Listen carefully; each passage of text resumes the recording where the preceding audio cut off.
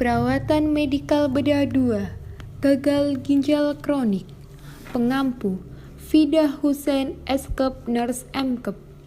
Anggota, Alvita Dia Safitri, Ayu Oktaviana, Belinda Ayudewanti, Celi Dwi Astuti, Cindy Intan Saputri, Dian Okviani Putri, Dian Prasetya, Dini Ika Mawarni, Ellen Putri, dan Elsa Nur Pratiwi. Program studi Sarjana Keperawatan Universitas Aisyah Surakarta tahun 2020-2021. Gagal ginjal merupakan suatu keadaan klinis yang ditandai dengan penurunan fungsi ginjal yang irreversibel pada suatu derajat di mana memerlukan terapi pengganti ginjal yang tetap, berupa dialisis 14 atau transplantasi ginjal. Salah satu sindrom klinik yang terjadi pada gagal ginjal adalah uremia. Hal ini disebabkan karena menurunnya fungsi ginjal. Etiologi. Menurut Prabowo, gagal ginjal kronis sering menjadi penyakit komplikasi dari penyakit lainnya. Penyebab yang sering ditemukan adalah hipertensi dan diabetes mellitus. Selain itu, ada beberapa penyebab lain gagal ginjal kronis seperti A. Penyakit glomerular kronis, B. Infeksi kronis, C. Kelainan kongenital, D. Penyakit vaskuler, E. Obstruksi saluran kemih, F. Penyakit kolagen, G. Obat-obatan nefrotik. Manifestasi klinis pasien gagal ginjal kronik stadium 1-3 biasanya memiliki gejala asimptomatik. Pada stadium ini masih belum ditemukan gangguan elektrolit dan metabolik. Sebaliknya, pada stadium 4 dan 5 gejala-gejala dapat ditemukan bersamaan dengan poliuria, hematuria, dan edema. Selain itu ditemukan juga uremia yang ditandai dengan peningkatan limbah nitrogen di dalam darah, gangguan keseimbangan cairan elektrolit, dan asam basa dalam tubuh yang pada keadaan lanjut akan menyebabkan gangguan fungsi pada semua sistem organ tubuh. Penata laksanaan penyakit ginjal kronik menurut FKUI meliputi 1. Terapi spesifik terhadap penyakit dasarnya, 2. Pencegahan dan terapi terhadap kondisi komorbid, 3. Memperlambat pemburukan fungsi ginjal, 4. Pencegahan dan terapi terhadap penyakit kardiovaskuler, 5. Pencegahan dan terapi terhadap komplikasi, 6. Terapi pengganti ginjal berupa dialisis atau transplantasi ginjal. Menurut Burner dan Sodat, komplikasi potensial gagal ginjal kronik memerlukan pendekatan kolaboratif dalam perawatan mencangkup A. Katabolisme dan masukan diet berlebih, perikarditis, efusi perikardinal, dan tamponade jantung akibat retensi produk sampah uremik dan dialisis yang tidak adekuat. C.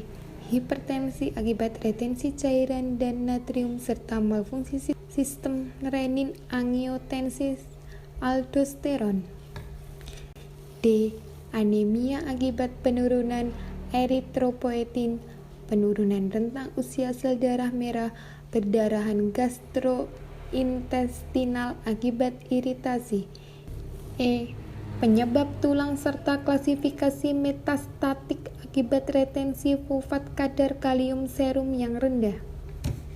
Pemeriksaan penunjang berhubungan dengan asesmen biokimia pasien sebagai penunjang diagnosis gizi yang akan digunakan antara lain A. Pemeriksaan darah lengkap, ureum meningkat, kreatin serum meningkat, B. Pemeriksaan elektrolit, hiperklemia, hipoklasmia, dan hipermaksemia, C. Pemeriksaan kadar glukosa darah, profil lipid berupa hiperkolesteremia, hipertrigliserida, LDL meningkat, analisis gas darah, asidosis metabolik, pH menurun, HCO3 menurun. Pathway prenatal, intanatal, postnatal, iskemia, menyebabkan tahanan vaskuler ginjal meningkat, mendorong starting peritubular, menyebabkan ekskresi Na turun, sehingga munculnya edema, menimbulkan pH darah turun, sehingga asidosis metabolik berpengaruh terhadap ekspirasi CO2, sehingga pola nafas tidak efektif. Asuhan keperawatan pada gangguan fungsi ginjal atau gagal ginjal kronik. Kasus: seorang laki-laki bernama Tuan B berusia 58 tahun datang ke IGD karena kejang-kejang dan tidak sadarkan diri. Sebelum masuk rumah sakit, pasien mengeluh pusing, mual, sesak nafas, dan cekungan tidak hilang. Tekanan darah 180/100 mmHg, suhu 37 Celcius, denyut nadi 88 kali per menit, pernafasan 18 kali per menit.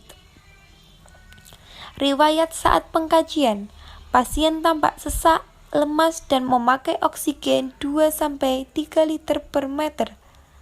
Terpasang infus RL, asarsin setiap 6 jam, 1 liter per 24 jam.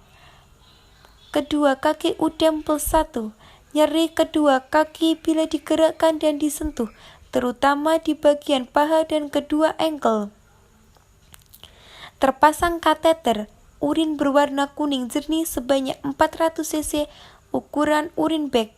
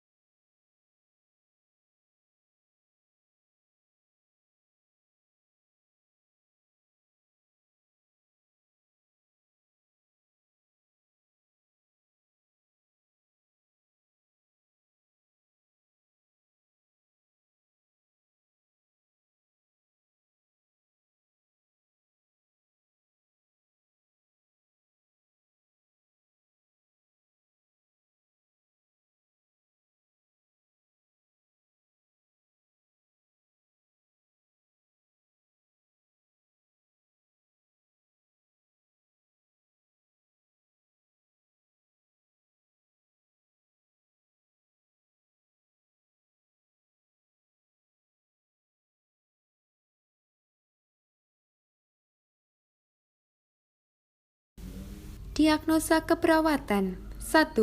Intoleransi aktivitas berhubungan dengan ketidakseimbangan suplai dan kebutuhan oksigen. 2. Kelebihan volume cairan berhubungan dengan disfungsi ginjal, gagal ginjal, dan retensi natrium. 3. Ketidakseimbangan nutrisi kurang dari kebutuhan tubuh berhubungan dengan ketidakmampuan mencerna makanan atau absorpsi nutrisi yang diperlukan untuk pembentukan sel darah merah atau hemoglobin.